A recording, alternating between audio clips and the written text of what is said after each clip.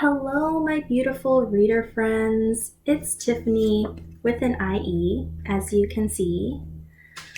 Welcome back to my channel, and you can see that I'm filming from a different angle this time.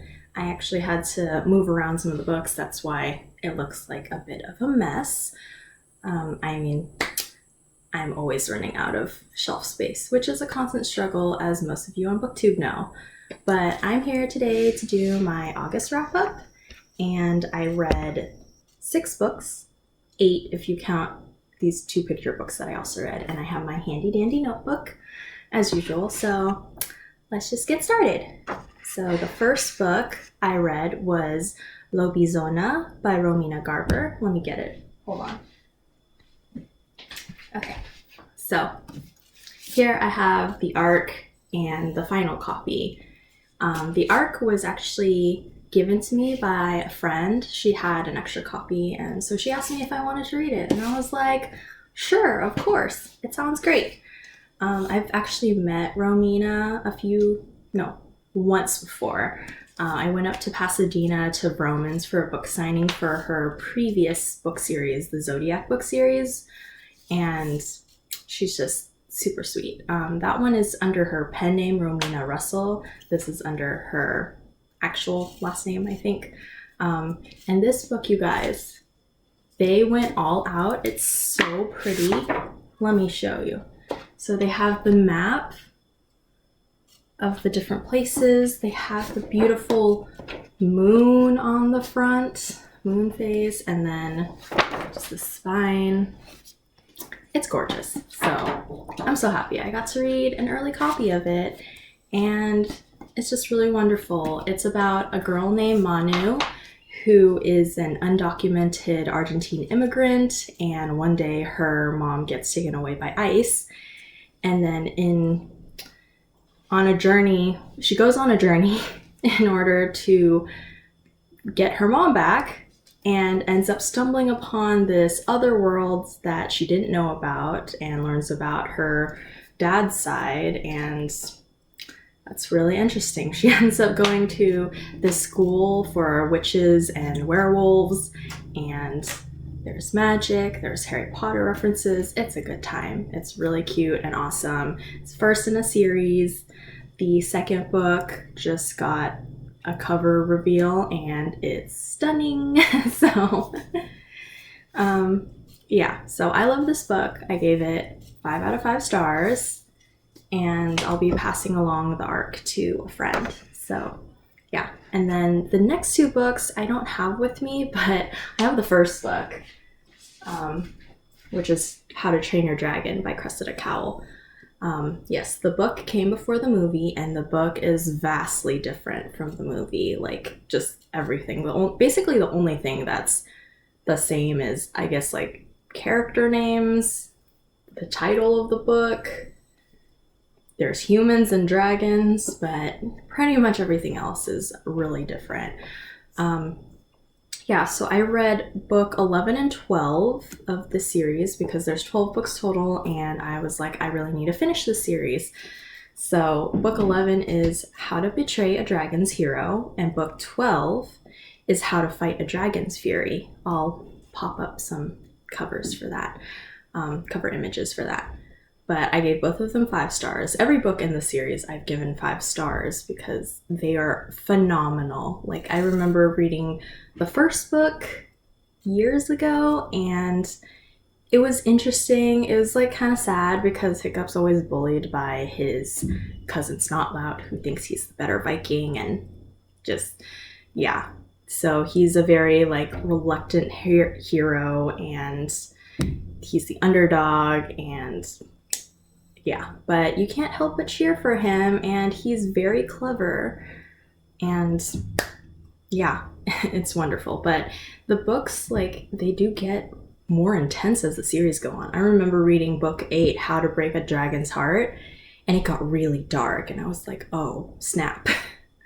So yeah, book 11 and 12 were like pretty much the heaviest.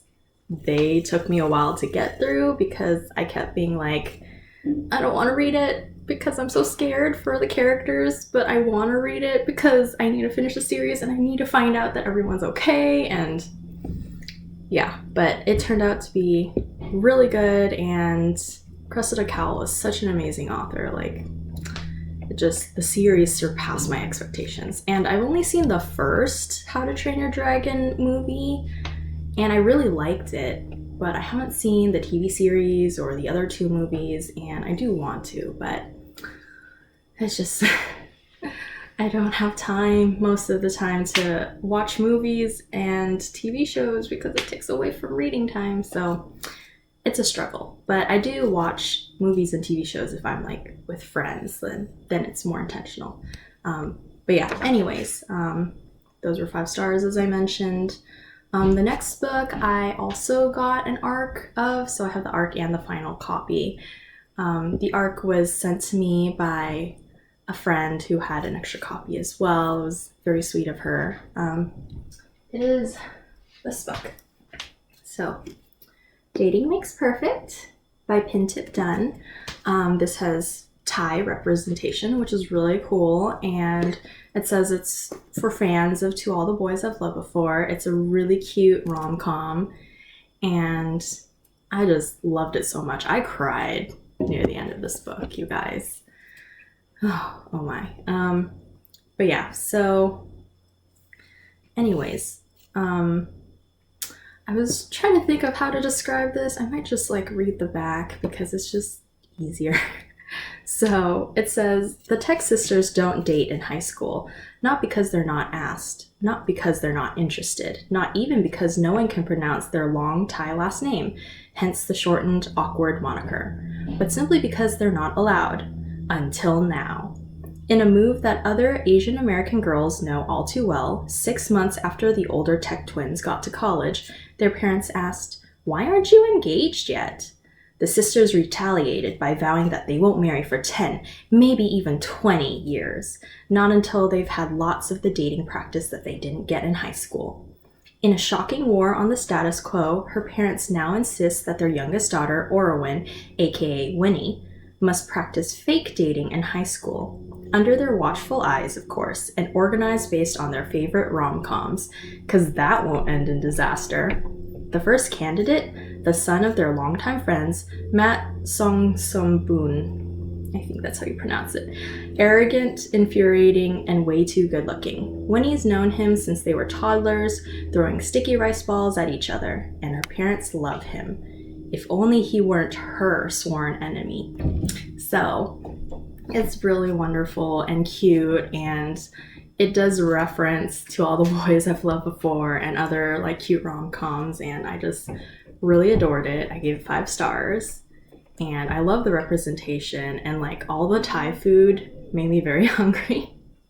And I don't normally like Thai food or Indian food, but yeah, it sounded really good in this book. So the next book I read, I listened to the audiobook as well as reading the ebook because I don't own the book, and I haven't read any books by this author before, but this is a really hyped book. It was picked by Reese Witherspoon for her book club, and it's Daisy Jones and the Six by Taylor Jenkins Reid. I know I mentioned it in my last video, but oh my gosh, this book blew my mind.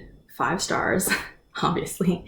Yeah, so it's the way it's told, it's an oral history, kind of like written in interview form where you see everyone's names and then what they say. And so that was really interesting. But it's historical fiction about this fictionalized band called Daisy Jones and the Six, and how amazing they were in the 80s. Yeah, it was the 80s. No, it's the 70s. I think it was the 70s. Yeah, fact check me. I'll link in the description down below all the Goodreads synopses for these books so you can check them out in case I'm wrong or I forgot some things.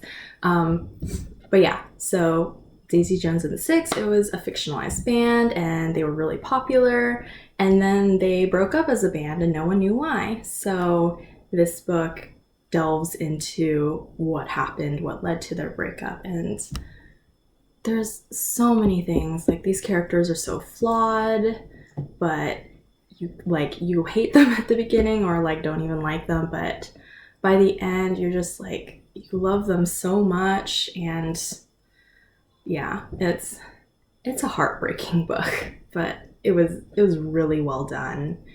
And I definitely can't wait to read The Seven Husbands of Evelyn Hugo by Taylor Jenkins Reid next. So yeah, I'm really excited. The next book is Silver in the Wood by Emily Tesh. This is a novella. It's really short. I actually heard about this book from Books and Lala. She's amazing.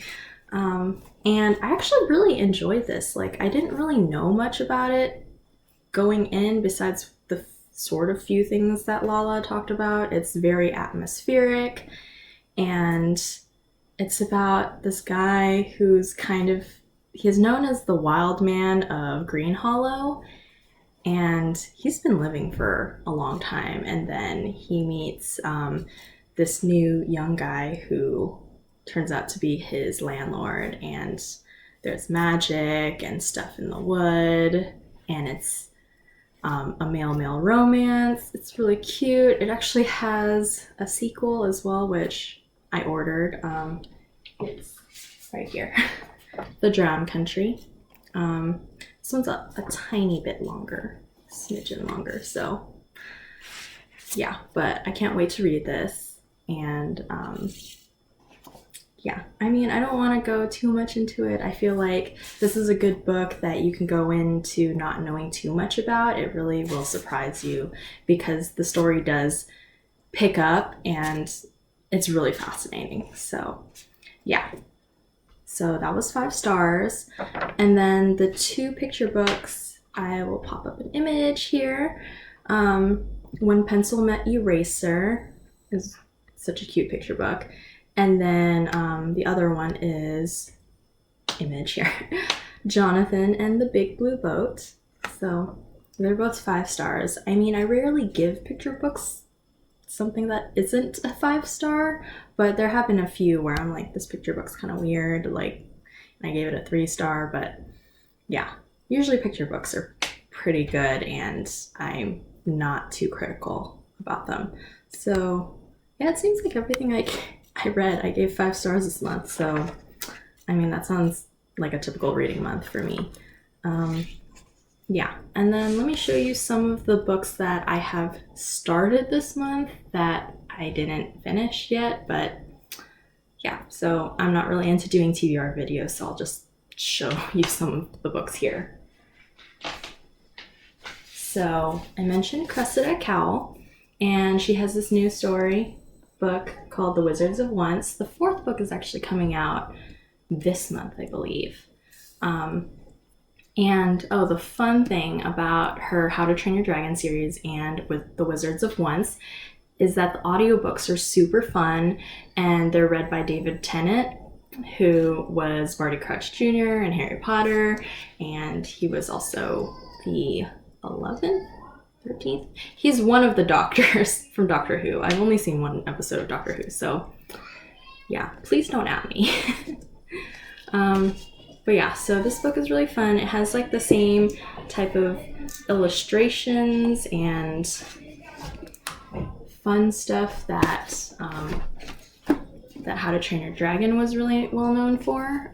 It is very different because the protagonists are very different from Hiccup and his friends in How to Train Your Dragon. But yeah, so I need to finish that. I started it for the Summer Owl Crate-a-thon, which was August 28th to the 30th, and I just got distracted that weekend, so I didn't finish anything. The other book that I was going to read was the Daughter of the Pirate King by Trisha Levenseller. I've had this book since it came in my March 2017 Owl Crate. And I've met Trisha recently. She came to Mysterious Galaxy on February 29th of this year. So I have my booklet and she signed it to me. So that's wonderful. She's so much fun. I love her. And this book, like the little bit that I've started, you can kind of see. It's really fun so far. People are saying that Alosa, the main character, really is like a female or a Lady Jack Sparrow, and I totally agree. It's such a fun time, and I've been like chuckling throughout this book with the little bit that I've read. It's so much fun. So I can't wait to finish that. That way then I can jump into the sequel, which is Daughter of the Siren Queen. And yeah, and I have her 2 other books as well. So I'm just really excited to finally read her stuff after just like having it sit on a shelf for so long. And yeah, and then I also started this anthology. It's a really good one. Unbroken, 13 Stories Starring Disabled Teens, edited by Marieke Nijkamp. And yeah, it's really great. Like, all these authors, they themselves have disabilities and they're writing about characters with disabilities. So it's really interesting. And the fun thing about it is right here. So this story by Will Alexander, he is actually the faculty chair at BCFA, which is where I attended very briefly for my master's degree in creative writing. And it's just really cool when I find books by like BCFA authors, and I'm just like, I love supporting them. And yeah, so those are some of the books that I need to finish this month. And I mean, I have a ton of other books that I need to finish. I'm actually like, this is my small bookshelf that I'm filming on top of, so that's why I can't really show you my other bookshelves right now, and it's just difficult filming from the other direction because my bed is right there, so it doesn't really show you guys much, and I don't want to move all my books. But yeah, the other fun thing about this video is that if you can see, I have my little boba buddy, which I'll introduce you.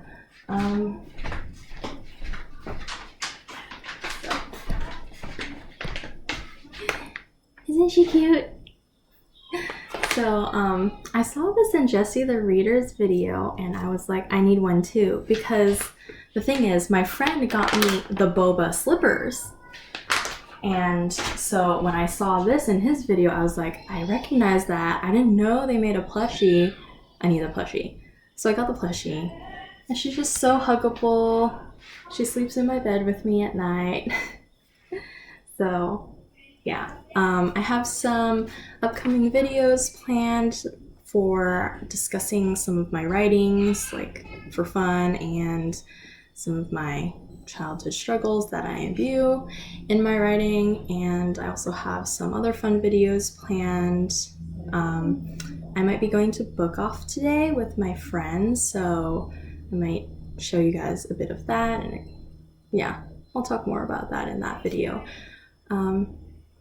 Yeah, so thank you guys so much for watching. I post videos every weekend now, I guess.